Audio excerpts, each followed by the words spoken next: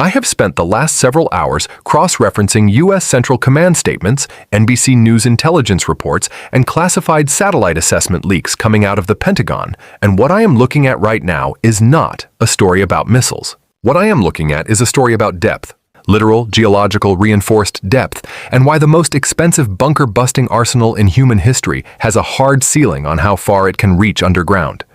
Here is what every mainstream outlet is missing. When the strikes of Operation Epic Fury hit Iran, the headlines celebrated. Radar arrays destroyed, launch facilities cratered, missile stockpiles obliterated, and on the surface, that assessment was accurate. On the surface, what the headlines did not tell you, what the Pentagon briefers deliberately soft-pedaled in their public damage assessments, is that Iran has spent the last 2 decades building a second military. Not on the surface, underneath it. The IRGC does not store its most critical weapons in buildings you can see from a satellite. It stores them inside mountains, inside hand-excavated tunnel networks bored hundreds of feet beneath solid rock, beneath hospitals, beneath university campuses, beneath residential neighborhoods in cities that no U.S. strike package can legally or politically target without triggering an international response that Washington is not prepared to manage. And right now, during what is publicly being called a ceasefire, Iran is not resting. Iran is digging, salvaging, repositioning, moving every surviving missile, every Shahed drone, every solid-fuel ballistic warhead deeper into that underground network where American bunker busters simply cannot follow. The GBU-57 Massive Ordnance Penetrator, the largest bunker-busting bomb in the U.S. inventory, carried exclusively by the B-2 Spirit stealth bomber, can penetrate approximately 200 feet of reinforced concrete before detonation. Iran's deepest missile cities sit behind 600 feet of solid granite mountain. That gap, 400 feet of rock that no American weapon currently in active inventory can bridge, is the most important military fact of this entire conflict. And almost nobody is talking about it. That is what this briefing is about. Not the missiles Washington destroyed, the ones it cannot. To understand why Iran's buried arsenal represents a genuinely unsolvable problem for conventional American military doctrine, you have to understand the geology of Western and Central Iran, because the terrain itself is not a passive backdrop to this conflict. It is an active strategic asset that Tehran has been deliberately militarizing for over 2 decades. The Zagros mountain range runs approximately 1,500 kilometers from the northwestern border of Iran down through the country's southwestern interior, forming a natural fortress wall of layered sedimentary and metamorphic rock that, in places, reaches elevations exceeding 4,000 meters. The rock composition in the Zagros system, compressed limestone, dense dolomite, interlocking granite formations, creates a geological environment that is, from a weapons penetration standpoint, almost uniquely resistant to ordnance-based excavation. These are not soft desert soils. These are ancient, compressed, interlocking rock formations that have been consolidating under tectonic pressure for hundreds of millions of years. When the IRGC's engineering corps began boring tunnel networks into these mountains in the early 2000s, they were not simply digging storage facilities. They were exploiting one of the most naturally hardened construction environments on the planet. The Alborz Range to the north adds a second fortress belt running parallel to the Caspian Sea coastline, providing elevated, geologically hardened terrain that overlooks both Tehran's strategic interior and the approaches to the Strait of Hormuz from the north. Between these two mountain systems, Iranian military engineers have constructed what internal IRGC documents, leaked to Western intelligence services and referenced in multiple Congressional Research Service reports, describe as a network of underground missile cities, hardened tunnel complexes specifically engineered to survive direct conventional strikes, store road-mobile ballistic missile systems in launch-ready configurations, and enable rapid dispersal of those systems to pre-surveyed surface launch points within minutes of a launch authorization order. This is not improvised infrastructure. The tunnel boring equipment Iran used to construct these facilities, sourced primarily through Chinese and North Korean procurement channels in violation of multiple UN Security Council resolutions, is the same category of equipment used to construct hardened nuclear facilities. The tunnel walls in Iran's deepest known missile storage complexes are reinforced with multiple meters of steel. Reinforced concrete poured against the natural rock face, creating a composite barrier that combines the penetration resistance of solid granite with the blast absorption characteristics of engineered concrete.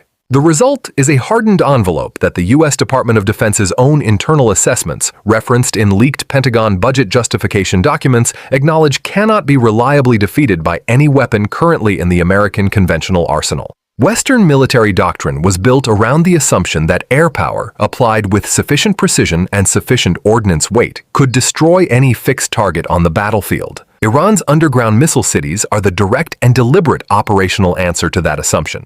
They were designed by engineers who studied American air campaigns in Iraq, Libya, and Syria, identified the depth limitations of U.S. bunker-busting munitions, and then built their most critical military infrastructure 400 feet below that ceiling. The terrain did not create this problem. American doctrine did. Now let us get into the precise technical architecture of why American bunker-busting capability has a hard ceiling, and why that ceiling is exactly what Iran engineered its underground missile network to sit beneath. Begin with the GBU-57 Massive Ordnance Penetrator, because it is the crown jewel of the U.S. bunker-busting inventory and the weapon most frequently cited by defense analysts when discussing hardened underground target defeat. The GBU-57 weighs 30,000 pounds. It carries approximately 5,300 pounds of high explosive in a hardened steel penetrator casing specifically designed to survive initial impact with reinforced concrete and drive deep into the target structure before detonating. Carried exclusively by the B-2 Spirit stealth bomber, each aircraft capable of carrying exactly 2 weapons simultaneously, the GBU-57 represents the absolute maximum penetration capability the United States can currently deliver against a hardened underground target. Its published penetration figure against reinforced concrete is approximately 60 meters, roughly 200 feet, under optimal impact conditions, optimal soil composition, and optimal approach angle. Iran's deepest confirmed missile storage complexes sit behind a minimum of 180 meters of solid granite mountain overburden. That is nearly 600 feet of natural rock above the facility ceiling, 3 times the maximum penetration depth of the most powerful bunker-busting weapon in the American conventional arsenal. No amount of multiple sequential strikes changes that arithmetic. Rock does not behave like reinforced concrete. When a GBU-57 detonates inside a granite formation, the energy release creates a localized blast cavity. The surrounding rock absorbs and disperses the shockwave through its natural fracture network, dissipating destructive energy across a wide geological area, rather than transmitting it as a focused pressure wave toward a deeper target. Iranian engineers understood this physics when they selected their tunnel construction sites. They were not guessing, they were calculating. Layer onto that the GBU-28 Deep Throat Penetrator, a 5,000-pound laser-guided bunker buster carried by F-15E Strike Eagles that represents the next tier down in the U.S. penetration arsenal. The GBU-28 achieves approximately 30 meters of penetration against reinforced concrete. Against solid granite mountain overburden at Iranian missile city depths, it is operationally irrelevant as a facility defeat weapon. It can damage tunnel entrances. It can collapse access roads. It can destroy surface infrastructure associated with underground facilities. What it cannot do is reach the missile storage chambers, the launch control nodes, or the road mobile transporter erector launchers positioned inside those facilities waiting for a launch authorization order. Now examine what Iran is storing inside these unreachable complexes right now during the ceasefire window. U.S. intelligence assessments, referenced by NBC News, confirm that Iranian forces are actively excavating and repositioning solid-fuel ballistic missiles of the Sajil, Qadr, and Imad series, road mobile systems specifically selected for underground storage because their solid-fuel propulsion requires zero pre-launch fueling preparation. A liquid-fueled ballistic missile requires hours of fueling operations on the surface before launch. Operations that are visible to satellite reconnaissance, generate distinctive thermal signatures detectable by overhead sensors, and provide U.S. strike planners with a targeting window measured in hours. A solid fuel system stored horizontally on its transporter erector launcher inside a mountain tunnel can be driven to a pre-surveyed surface launch point, erected, targeted, and fired in under 12 minutes from launch. Authorization. 12 minutes is shorter than the sensor-to-shooter decision cycle for a U.S. strike package operating from carrier aviation assets in the Arabian Sea. The Shahed 136 one-way attack drone compounds this problem through a completely different operational vector. These are not precision weapons. They are mass-production attrition weapons, cheap, simple, GPS-guided kamikaze platforms that Iran manufactures in dispersed production facilities specifically designed to survive conventional air campaigns. Each Shahed 136 costs approximately $20,000 to produce. Each Patriot interceptor missile used to shoot one down costs approximately $3 million.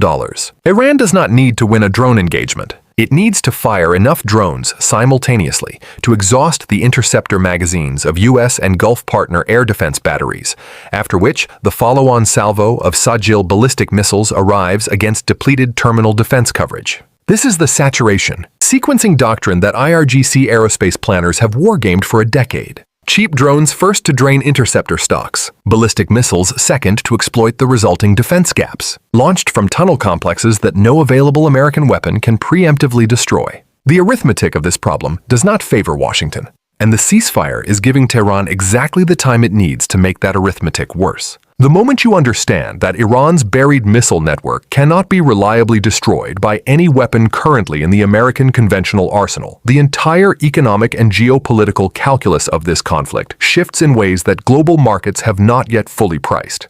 And when they do price it, the transmission will hit ordinary people in ways that have nothing to do with military doctrine and everything to do with the cost of energy, food, freight, and the structural integrity of the petrodollar system that underpins every Western retirement account, pension fund, and index portfolio on the planet. Start with the insurance market because it is the fastest and most honest real-time pricing mechanism available for geopolitical risk. Lloyd's of London and the major protection and indemnity clubs that underwrite global commercial shipping have already designated the Persian Gulf, the Gulf of Oman, and all approaches to the Strait of Hormuz as active war risk zones. But here is the dimension that mainstream financial media is systematically underreporting. War risk insurance premiums are not simply priced against current threat levels.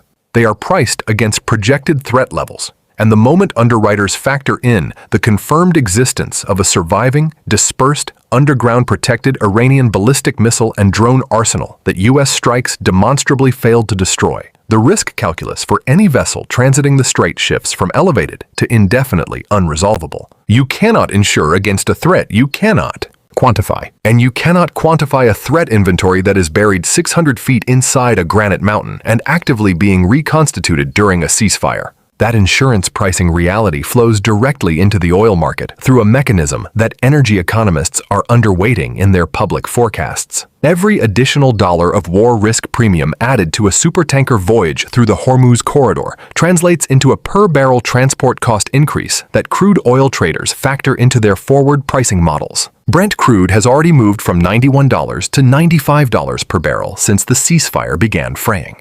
But those moves reflect current blockade pressure.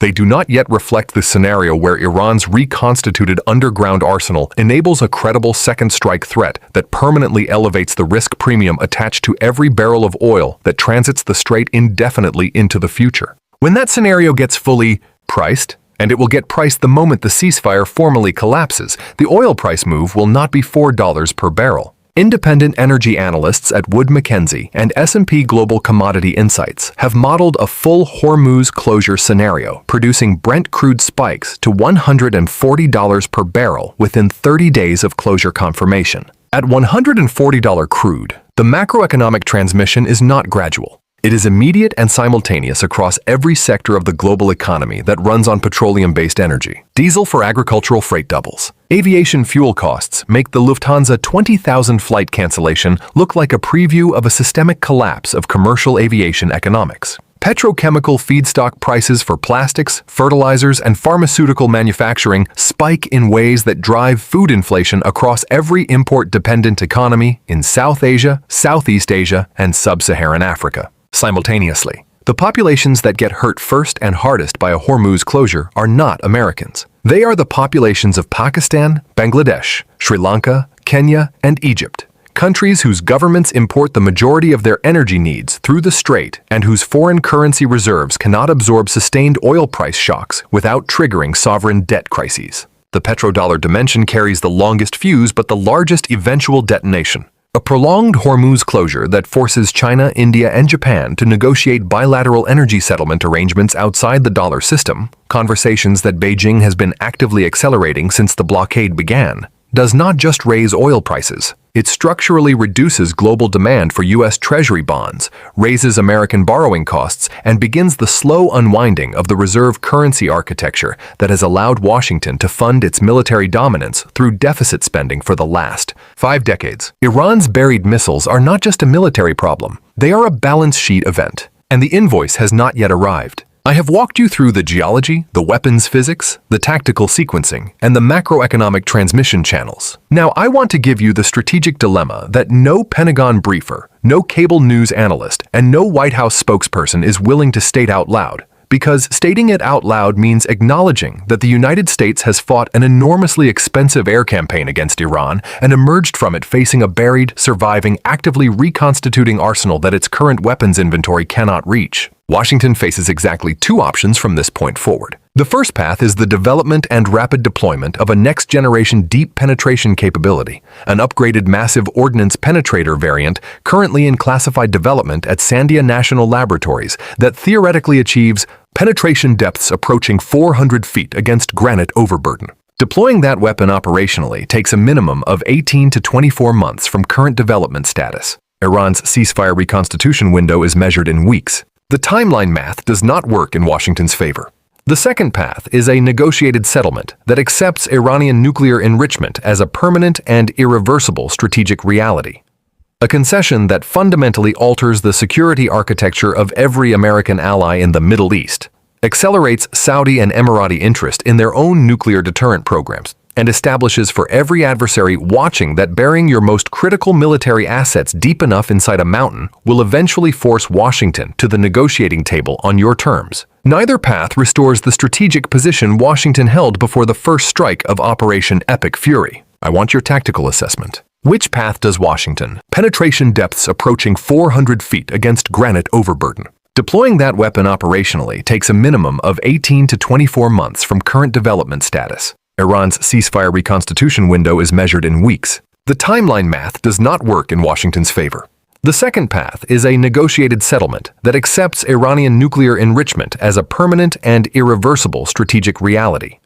A concession that fundamentally alters the security architecture of every American ally in the Middle East, accelerates Saudi and Emirati interest in their own nuclear deterrent programs, and establishes for every adversary watching that burying your most critical military assets deep enough inside a mountain will eventually force Washington to the negotiating table on your terms. Neither path restores the strategic position Washington held before the first strike of Operation Epic Fury. I want your tactical assessment. Which path does Washington take? And what does the Middle East look like 5 years from either decision? Drop it in the comments below. If this briefing gave you something the mainstream coverage did not, subscribe right now and turn on notifications. Tomorrow's briefing is already being compiled, and what U.S. satellites detected inside those mountain tunnels overnight is going to change this conversation entirely.